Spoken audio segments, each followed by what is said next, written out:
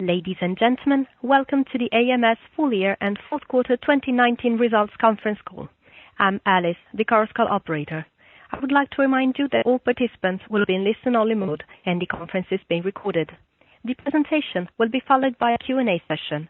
You can register for questions at any time by pressing star and 1 on your telephone. For operator assistance, please press star and 0. The conference must not be recorded for publication or broadcast. Guten Morgen. Willkommen bei der AMS-Telefonkonferenz zu den Ergebnissen des Geschäftsjahres und viertes Quartal 2019. Mein Name ist Alice, Ihr Chorus Call Operator. Wir möchten Sie darauf aufmerksam machen, dass sich alle Teilnehmer während der Präsentation im Zuhörstatus befinden und dass die Konferenz aufgezeichnet wird. Nach der Präsentation haben Sie die Möglichkeit, Fragen zu stellen, indem Sie jederzeit die Tasten Stern und 1 drücken. Sollten Sie die Hilfe eines Operators benötigen, drücken Sie bitte Stern und 0 auf Ihrem Telefon. Die Konferenz darf nicht für Publikationszwecke aufgezeichnet werden. At this time, it's my pleasure to hand over to Mr. Alexander Everke, CEO, Mr. Michael Wachsler-Markowitsch, CFO, and Mr. Moritz Gmeiner, Head of Investor Relations. Please go ahead, gentlemen. Good morning, ladies and gentlemen. This is Moritz Gmeiner. I'm very happy to welcome you to our fourth quarter and full year 2019 results conference call.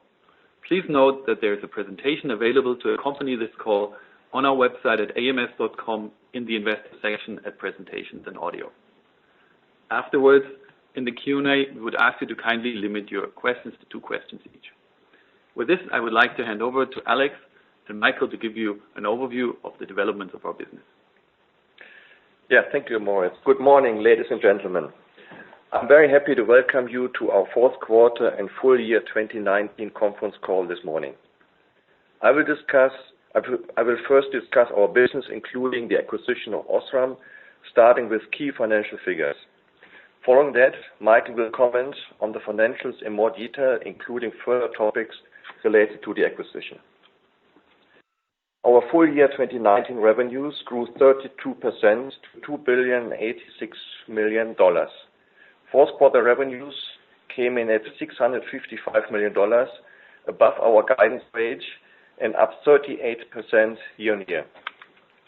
Our adjusted EBIT for the full year 2019 was 21% of revenues, or $433 million, compared to 9% of revenues for 2018.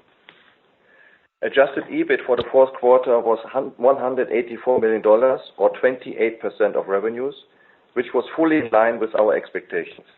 As you can see, our business showed very good performance in 2019 and ongoing positive development in the fourth quarter with very strong results. Looking at last year as a whole, we saw strong demand for our consumer solutions, which allowed us to achieve these excellent results despite a rather muted situation in our non-consumer end markets. Before I discuss our business in detail, I would like to comment on the acquisition of Osram Licht AG, or Osram. Let me briefly recap the rationale of the acquisition, which is a transformational step for AMS. As detailed on page 7 of the presentation, we see a clear and compelling strategic rationale for the acquisition of Osram to create a global leader in sensor solutions and photonics. The acquisition accelerates AMS opportunities to win a new breakthrough optical solutions. We will expedite the diversification of our revenue mix, targeting a significantly balanced end market exposure in the midterm. We are able to enhance our manufacturing footprint with scale and cost advantages, and leverage our complementary go-to-market strengths. And lastly, we are confident for the combination to deliver significant synergies visible in the next years and longer term. Looking at page 8, this is a highly complementary combination of AMS and Osram that will bring together 2 leaders in optical technologies, which jointly will be able to offer market-leading coverage of light-emitting technologies, light sensing, optics, as well as related hardware, software, and algorithm. This will create a compelling technology platform with unmatched coverage of the optical technology value chain and a stronger combined company to benefit all stakeholders. So as shown on page 9, combining Osram with AMS is an aggressive step forward where we are addressing disruptive megatrends with around 5 billion euro of revenues and delivering value to customers. And we see a combination of balanced end market exposure plus profitable growth, which is supported by a sustainable capital structure, including fast deleveraging of the balance sheet. Based on this, we were successful with our all-cash tender offer for Osram in early December 2019 at 41 euro per share. In October 2019, we had already become the largest shareholder of Osram with a shareholding of almost 20%, and on that basis launched a successful tender offer in November 2019. To refinance part of the acquisition financing, an extraordinary general meeting of AMS was held on January 24 of this year, in which a capital increase in form of rights issue of up to 1.649 billion was approved by our shareholders. We are in the process of attaining required merger control clearance for the transaction and currently expect the transaction to close in the second quarter 2020, subject to receipt of these required clearances.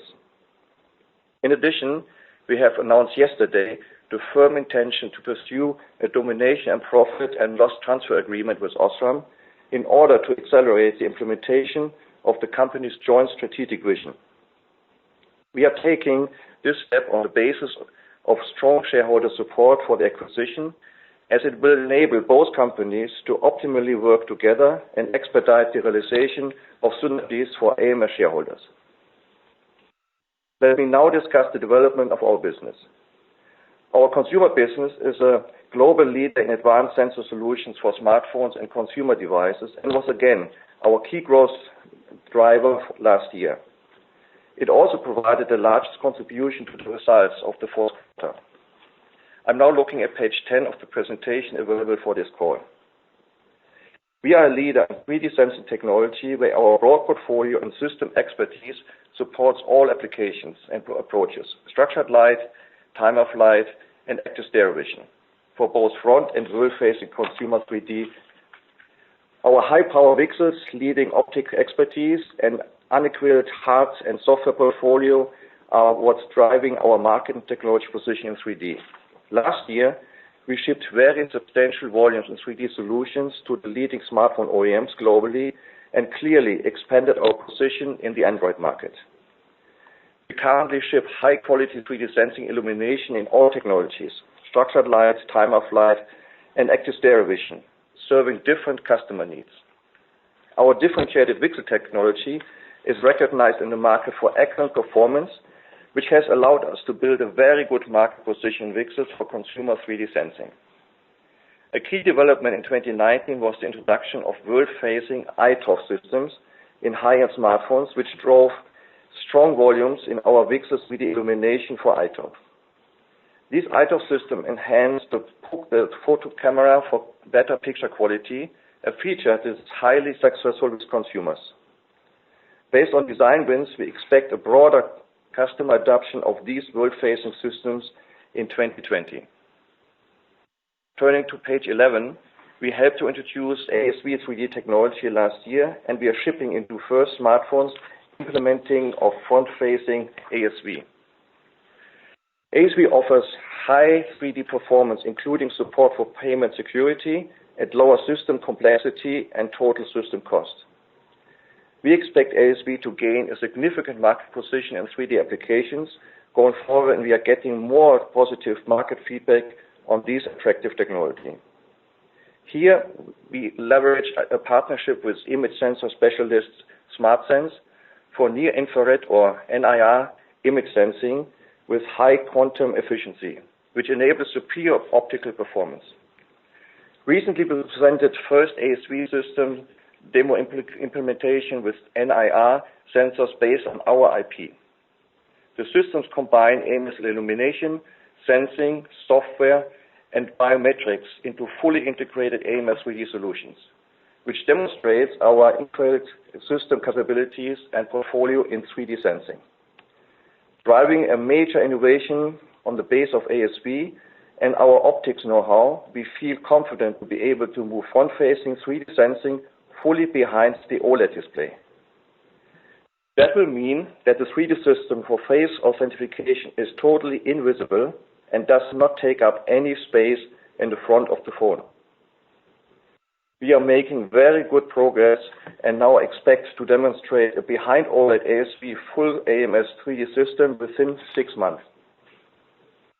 This solution combines pixel illumination, NIR sensing, software and algorithm from AMS and based on AMS IP, which highlights our unmatched portfolio for full 3D system offering. As this 3D behind OLED technology will illuminate visible components on the front side and offers the convenience and security of 3D, we expect it to drive attractive new opportunities in consumer devices. Turning to page 12, we are leading innovation also via another new technology in 3D. We expect DToF technology to play an important role going forward as 3D sensing applications continue to evolve and see OEM interest accelerating for this technology. DToF offers excellent performance across challenging light conditions, particularly bright light, and for longer distance of several meters. DToF is therefore a highly attractive technology for new 3D use cases, but it's technically highly demanding. We are moving ahead in development of a high-performance full AMS DToF system, which combines AMS illumination, optics, SPAD sensing, etc., into a high-value solution we feel very excited about. Beyond consumer, we see emerging momentum in industrial, where market interest for industrial access 3D, such as door locks, is growing while we are working with a global OEM for an industrial ASV win in a household device. Rounding off, we introduced a long-distance 1D ToF solution for very accurate distance capture last year and have won the first design for laser-based autofocus in a high-volume smartphone, which is planned to be launched this year. So when I look at the consumer 3D market, we are able to fully cover evolving customer needs and roadmaps across all technologies, regardless of whether structured light, iToF, DToF, or ASV is the preferred customer approach. Looking at our momentum in consumer 3D, I can say that we are pursuing quite a number of new designs and new opportunities with the largest names in the consumer market. Switching to automotive 3D on page 14, we continued significant R&D for advanced LiDAR, and we are seeing very good VCSEL traction with major automotive players. Next to the large-scale 3D LiDAR illumination program in true solid states for ZF, the leading Tier 1 system supplier, we have active engagement in different geographies. For these, we won 2 further LiDAR illumination projects at 2 additional Tier 1 suppliers last year, with an expected total lifetime value of several $100 million. Our addressable high-power VCSEL arrays offer significant advantages in different scanning architectures. For several architectures, we provide complete subsystems, including dedicated driver ICs. In-cabin monitoring is evolving into a meaningful new automotive optical field as OEMs and Tier 1 suppliers show strong interest in differentiated 3D and 2D use cases. We have already won a first 3D time-of-flight illumination project at the global Tier 1 supplier, and at the recent CES trade show, showcased a full AMS 3D solution for driver recognition using ASV illumination and NIR sensing integrated into the dashboard at a very tiny scale. In other optical sensing, we understood our market-leading position in display management last year. Looking at page 16, we introduced a significant innovation allowing OEMs to move high-performance proximity and light sensing invisibly behind the OLED display. This unmatched behind OLED technology saw very strong market success last year as OEMs are keen to pursue maximized screen-to-body ratio and bezel-less phone designs. Adoption expanded quickly with behind OLED solutions already shipping in a range of high-volume Android smartphones and mobile device platforms. With further design won, the option to remove bezel-less elements from the front side is expected to drive further adoption of behind OLED across leading OEMs. Looking across technologies, we are shipping an extensive range of high-volume display management solutions to the broad base of consumer OEMs. Moving to page 17, leveraging spectral sensing, we also introduced an innovation for extremely accurate automatic white balancing in smartphone cameras, which uses lower resolution spectral sensing. Correct white balancing is essential in photography to realize best picture quality and color expression. Our solution enables previously impossible white balancing accuracy through detailed spectrum analysis of the light environment. This in turn creates significantly better picture quality and vivid natural colors for mobile devices. We have won a first design for AWB in a high-end smartphone platform, which is planned to be launched this year. We also started shipping new flicker detection sensors in high volume to Android OEMs last year that improve picture quality by detecting artificial light flickers. At the same time, we remain engaged with OEMs in optical personal health sensing, where we measure blood pressure and additional data at outstanding accuracy. Let me now look at our AIM or non-consumer business. Our automotive, industrial, and medical business showed an overall muted performance in 2019, reflecting a difficult automotive and industrial market environment. In the fourth quarter, though, automotive, industrial, and medical were able to record a more positive revenue trend. In automotive, we achieved solid results last year despite a generally weaker demand situation, which resulted in a subdued market environment worldwide. We focus on safety, driver assistance, autonomous driving, position sensing, and chassis control, serving a range of Tier 1 suppliers and OEMs, while market traction in automotive continues to increase in Asia, including Japan. Our industrial business performed in line with muted expectations against the background of weaker end market demand over the course of 2019. We serve the industrial automation, factory automation, harbor, and additional industrial markets as a leading supplier and address market opportunities in sensor-rich industrial IoT in Industry 4.0. Here, new applications including 3D create opportunities for the coming years. Refer to page 18. In industrial imaging and machine vision, we continue to leverage our industry-leading global shutter technology with new designs last year. Growth applications such as 3D create new optical sensing markets where the SmartSense partnership accelerates AMS solution capabilities. Just recently, we closed the joint venture transaction for our environmental sensing activities, which we had announced in spring 2019. The joint venture, in which we are a minority shareholder, will allow the business to successfully address growth opportunities with the focus on Asia. Our medical business saw significant growth in 2019, despite a generally challenging macroeconomic environment worldwide. We confirmed our leading position in medical imaging for computed tomography, digital X-ray, and mammography, and continue to expand our business in Asia with several regionally based OEMs. We are also a leader in the next generation medical endoscopy, shipping non-endoscopy microcameras in volume. Turning to page 19, we recently introduced a major innovation in medical imaging, the first standard product sensing solution for computed tomography, where previously only fully customized ASICs were available. Based on monolithic integration of sensing analog to digital conversion, we offer high performance imaging and significantly lower system cost and complexity, while doctors and patients benefit from better diagnostics and low radiation doses. In operations, we significantly redesigned and improved manufacturing processes in Singapore in 2019. Production efficiency and yields increased strongly as we require lower levels of labor and materials compared to the previous setup.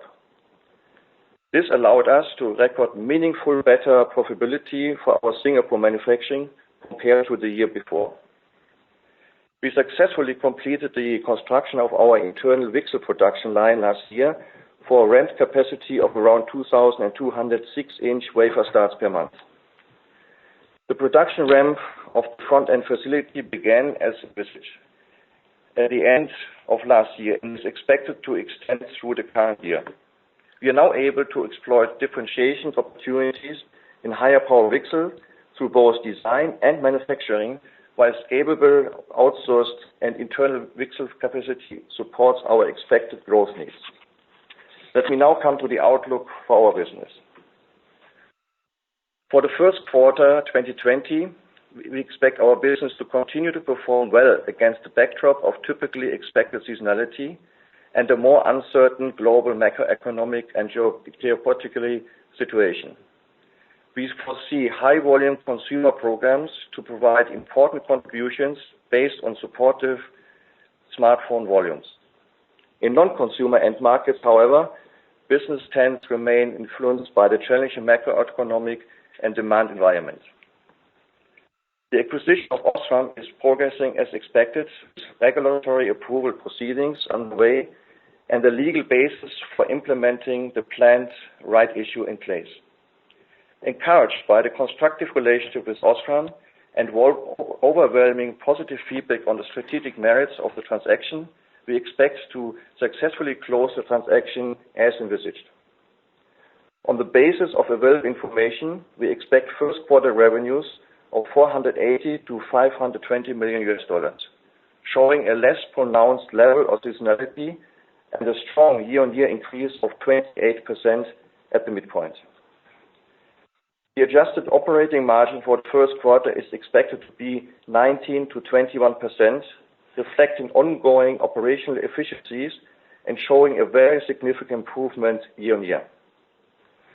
Looking forward and based on current information, we also expect another year of revenue growth for 2020. When compared to historical figures, the revenue expectations above excludes deconsolidated revenues related to the mentioned divestment and joint ventures of around $20 to $25 million per quarter, which have been deconsolidated as of the year-end 2019. However, all expectations mentioned before are based on the assumption that the consequences of the coronavirus infections will not have a meaningful negative impact on our business for the first quarter of the year 2020. Let me now hand over to Michael for a detailed look at our financial results and further comments on the ongoing acquisition process. Thank you, Alex. Good morning, ladies and gentlemen. Very warm welcome also from my side. It's my pleasure to give you an overview of our IFRS and adjusted record fourth quarter and full year results of 2019, followed by an update of the acquisition process of Osram. Let me start with our P&L and the top line development on page 27. Our revenues came in very strong at 2.0859 billion, a 32% increase last year over 2018. Also, fourth quarter we recorded a top line development, 38% growth to 655.3 million euros in revenues. The significant growth in full year last year and Q4 once more was predominantly driven by our consumer business. We also seen a continuing revenue diversification with expanding business in the Android market. On the next page 28, our revenue distribution, we've seen a change in the regional split, which is mostly due to consumer side changes in our billing structures. The increased revenues by market in 2019 was driven by a broader development of optical sensing products in our consumer business. We now have more than 80% of our business in consumer and less than 20% in non-consumer. On the next page 29, you see our backlog development. I may remind you that the figures are not fully comparable due to a narrower backlog definition from 2019 onwards. Still, we can see that year-end 2019, an expanding role of interquarter business, particularly in consumer and the typical seasonality. With that, our total backlog is 265.1 million euros at the end of last year. Let's now go to our gross profit and gross margin development. On page 30, we have seen a very strong 71% increase for last year to 853 million euros in absolute terms, and in relative terms, an increase to almost 41% gross margin. For the fourth quarter, we also recorded a strong increase over Q4 2018 to 296 million euros, 45.2% gross margin. The gross profit margin development reflects major improvements in production efficiency, higher utilization, and positive product mix effects. On an IFRS level, our gross profit margin in 2019 was 38.7%, in Q4 43.2%. Further down the P&L, our R&D expenses also showed a very nice development. We've seen a higher R&D investment continuing throughout 2019 for major development projects in consumer and also non-consumer business. In relative terms, we've seen a substantial decrease 2019 in R&D spending in line with targeted development. Our R&D spending, therefore, was 289 million euros last year, or 13.9% of revenues. In Q4, we recorded 64.1 million euros dollars R&D spending, or 9.8% of revenues.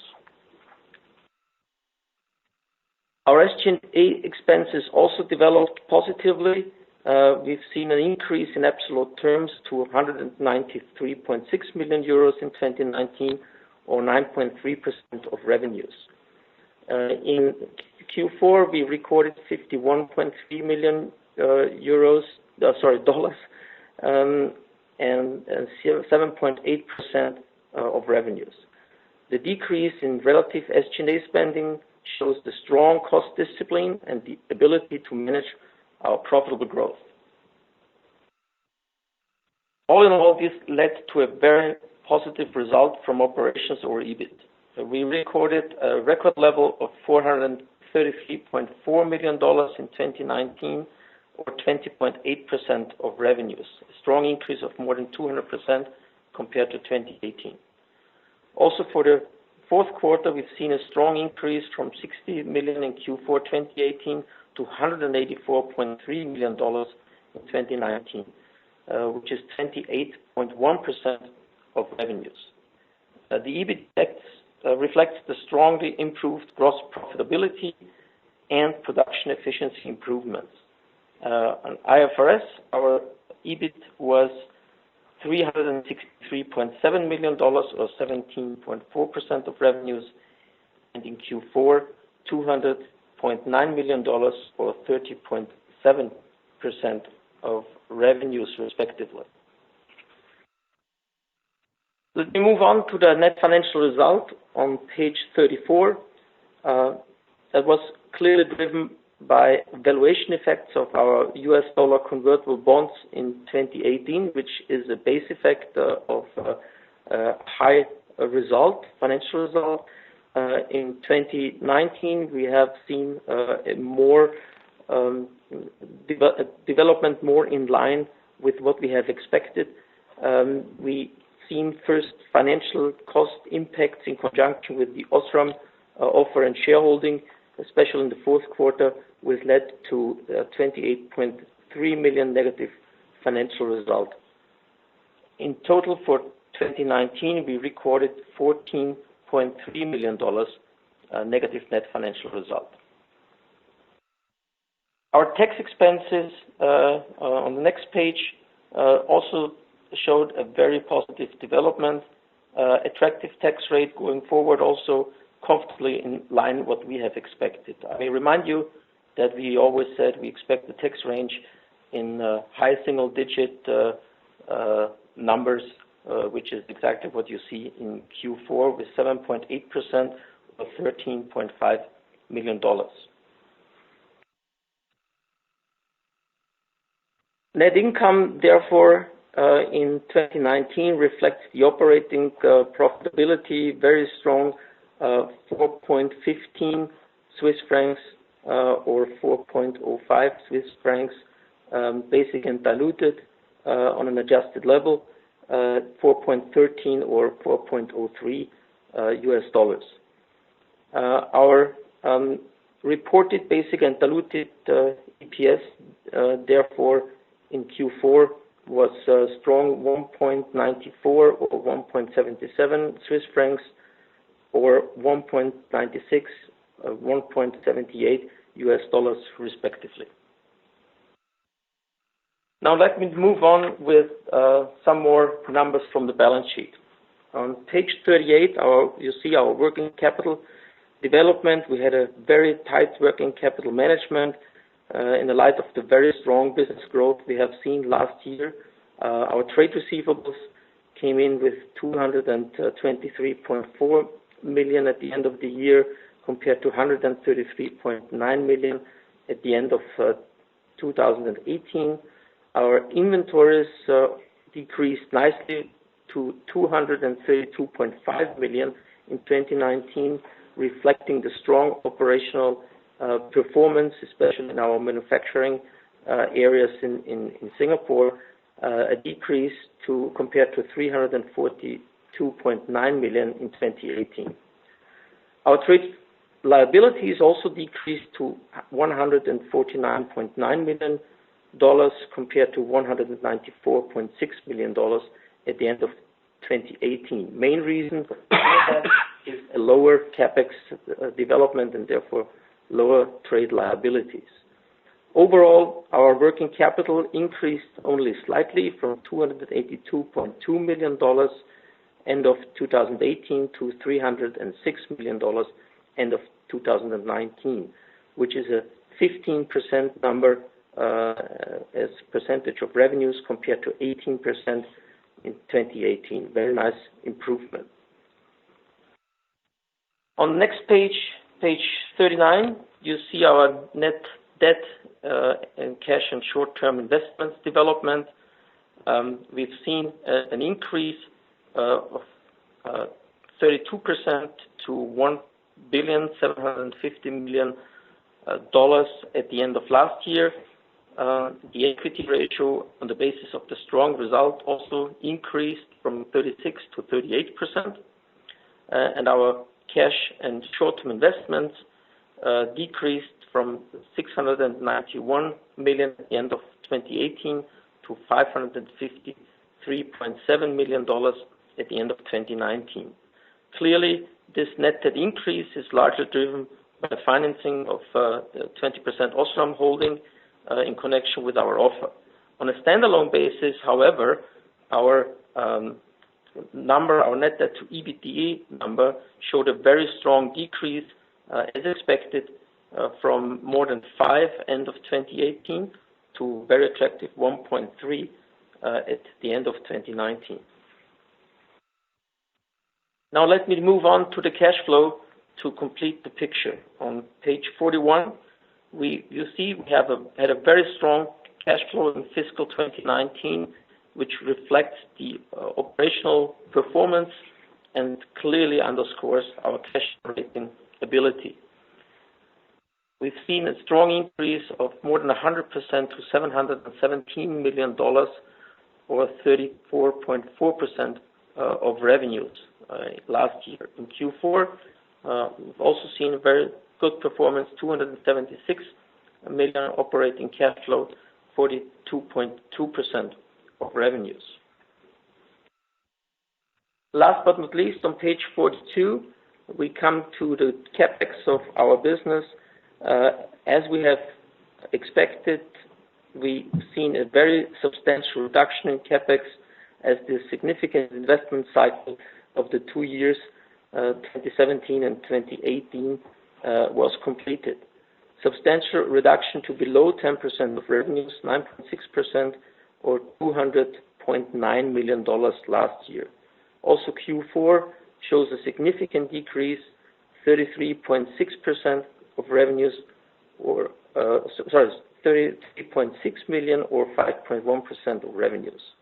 We expect our CapEx target to stay below 10% of revenues going forward.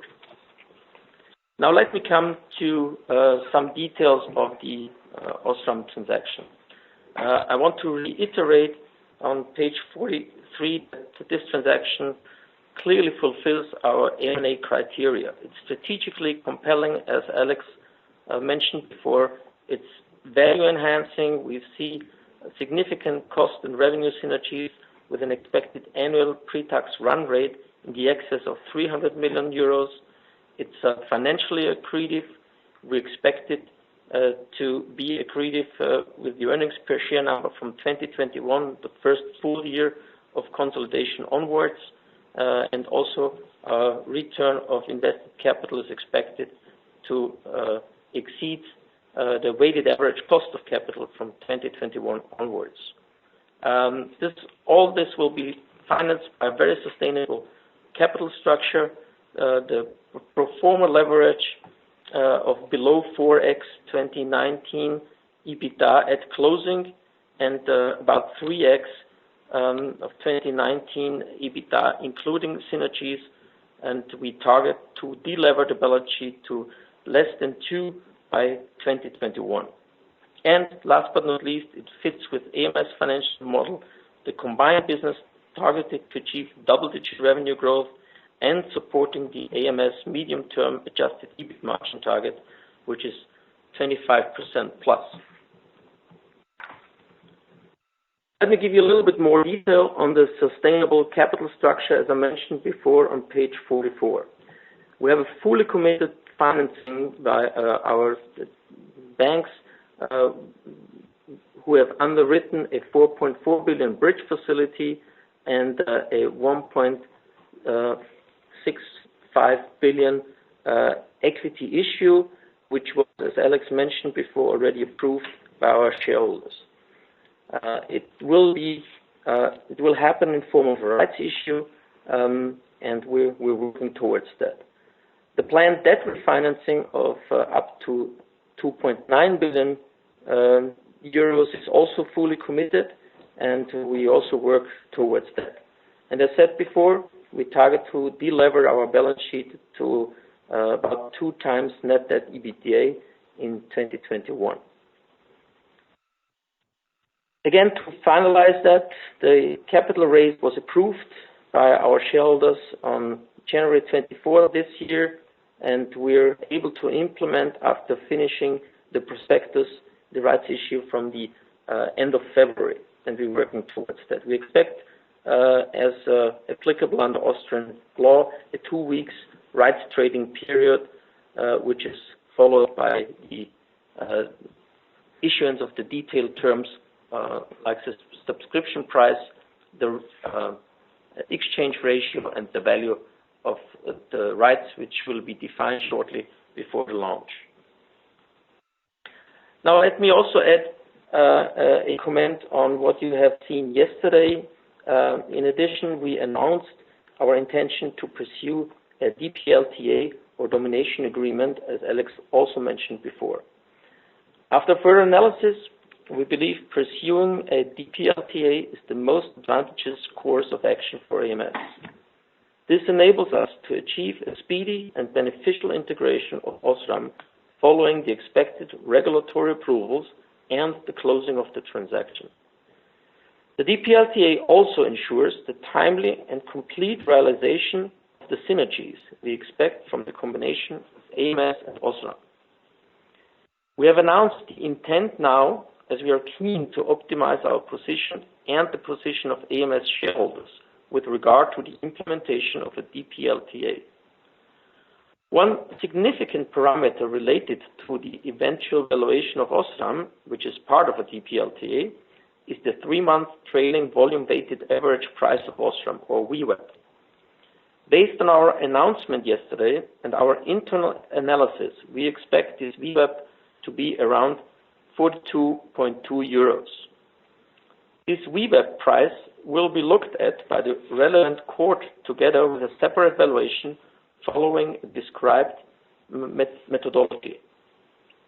In any case, the approval of such DPLTA would only happen after the closing of the transaction, which we currently expect before summer.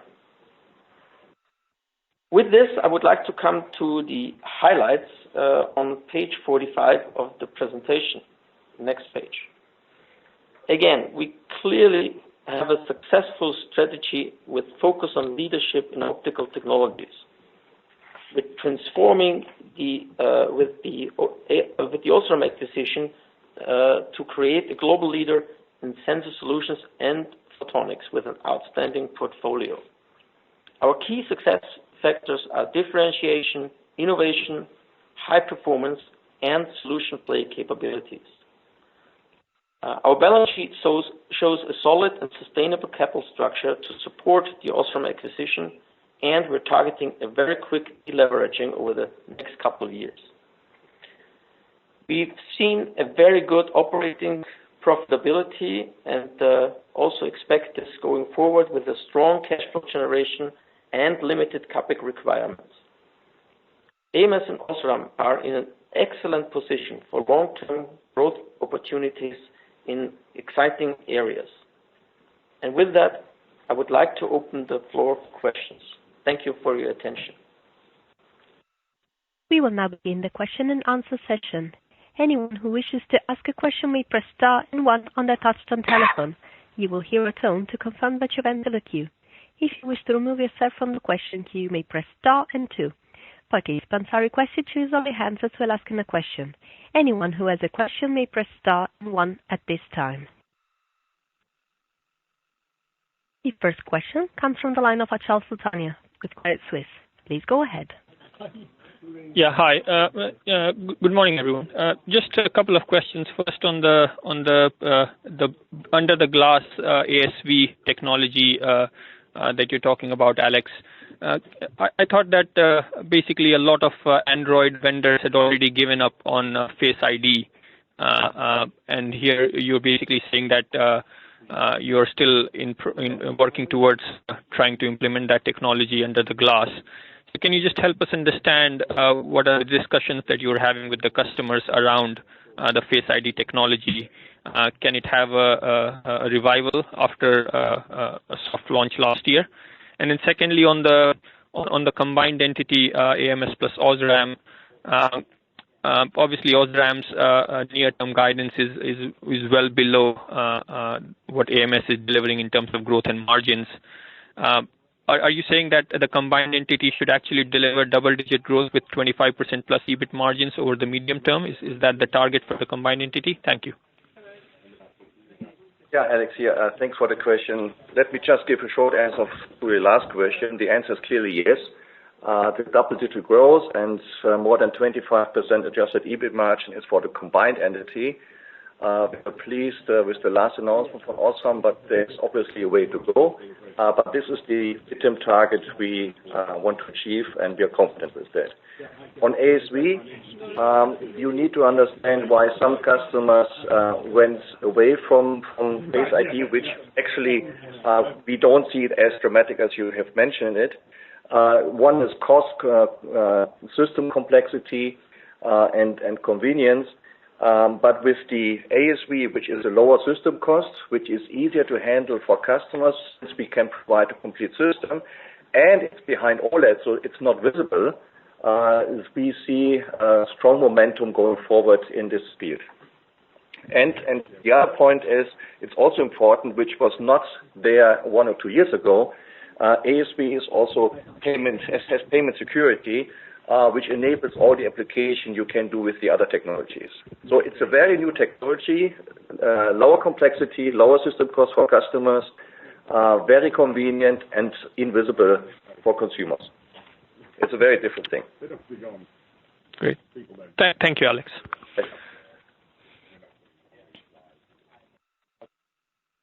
The next question comes from the line of Sebastian Stavovich with Kepler Cheuvreux. Please go ahead.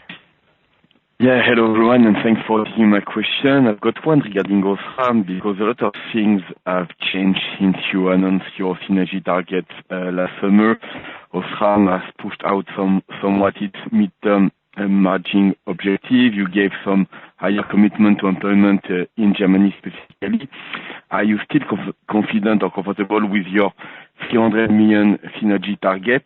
And the second one would be to understand a little bit the difference in terms of semiconductor content for AMS specifically between the three different 3D sensing technologies, to light, time of flight, or active stereo vision.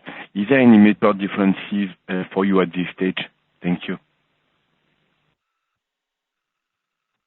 Yeah, thank you for your question. So related to Osram, actually, the deeper we look into the company, the even more confident we are to achieve this number, the synergies, or even higher. So we are very motivated and encouraged to accomplish this. On the content for the three technologies, it depends a little bit, of course, on the customer application, but it's kind of, for us, it's kind of comparable. And obviously, when we deliver complete solutions, even including software, the content is, of course, extremely attractive for us. So we see this very, very positive. Maybe one additional remark on Osram, the CFO for Osram also confirmed my statement last week.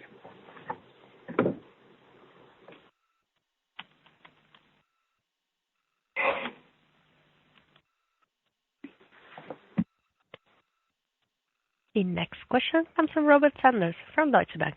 Please go ahead. Yeah, hi, good morning. Just on the domination agreement, I know you're anchoring at VWAP, 3-month VWAP, but as I understand it, this could take quite a while, so presumably that VWAP will go up over time. And it does look like there are a lot of hedge funds that are trying to hold out for numbers more like 50 euro. So, is there something about the process that I don't quite understand in terms of the court or some kind of legal process that could anchor you at the recent 3-month VWAP as a result of this press release overnight? Because, as it looks like today, it's going to be hard to get the approval from the necessary 75% unless you sort of give concessions to these hedge funds that control Osram shares. So I'd just love to get your some idea around the potential risk of a higher than expected squeeze-out cost. Thanks. Yeah, good morning, Robert. It's Michael. Actually, it's the other way around.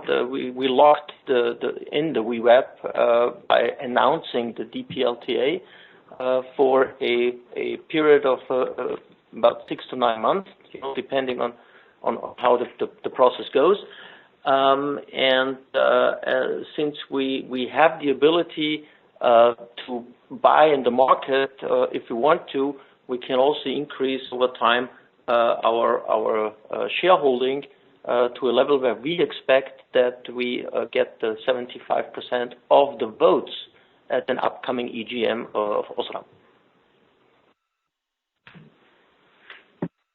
Got it. So you can still buy in the market basically as of today. There's no restrictions on that. Okay, thanks a lot. Well, there are some restrictions, but we can do more. Okay, thanks a lot. The next question comes from the line of David O'Connor, BNP Paribas. Please go ahead. Great. Good morning, gentlemen, and thanks for taking my questions. 2 from my side, if I may. Maybe firstly, Michael, you talk in the release 2020 growth is expected. Can you help us with that if you can give any more color? Just looking at consensus, seems like it's up 10% year on year for 2020. I mean, is that the type of profile that we should expect? Any color around that would be helpful. And then maybe actually for the second question also, Michael, on the pricing for the capital raise. Do you have, when exactly will that be set? Do you have to wait until after the contestation period finishes? If you can give us some detail around the specifics there for the pricing, that'd be helpful. Thank you. Yeah, sure. Good morning. With regard to the outlook, we as you know, we continue to give detailed guidance for the upcoming quarter as before, but to frame expectations on a larger scale, we wanted to ensure the market is not being biased somehow by short-term developments like the rights issue. but really taking a little bit longer term view, and that's why we say we expect the growth here. But obviously, I cannot share any more details than that. And with respect to the rights issue, as said, we expect to be ready with everything needed in the process by end of February, beginning of March, and we take it then from there. Very helpful. Thank you. The next question comes from the line of Jürgen Wagner, MainFirst Bank. Please go ahead. Yeah, good morning. Thank you for letting me on. Actually, I have two questions.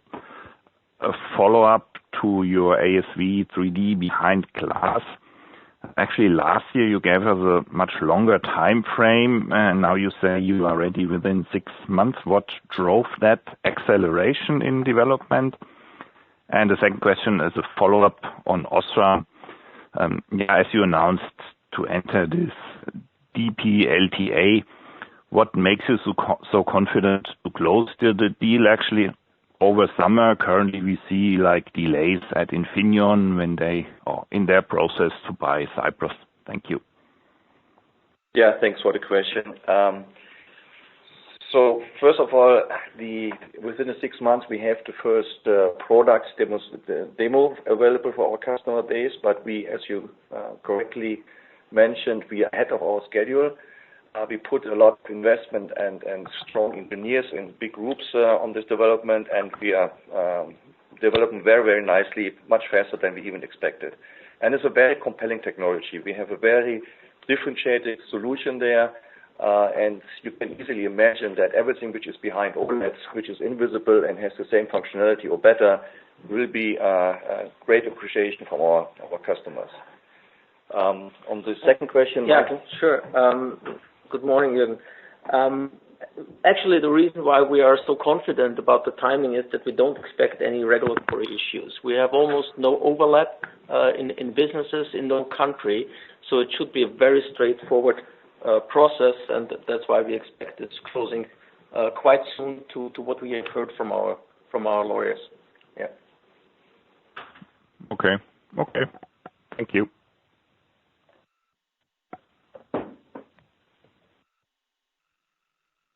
Ladies and gentlemen, if there are no further questions at this point, we would like to thank you very much for joining us this morning for this results conference call. We wish you a pleasant day, and we hope to speak to you again. Thank you very much, and have a good day. Ladies and gentlemen, the conference is now over. Thank you for choosing Chorus Call, and thank you for participating in the conference. You may now disconnect your lines. Goodbye.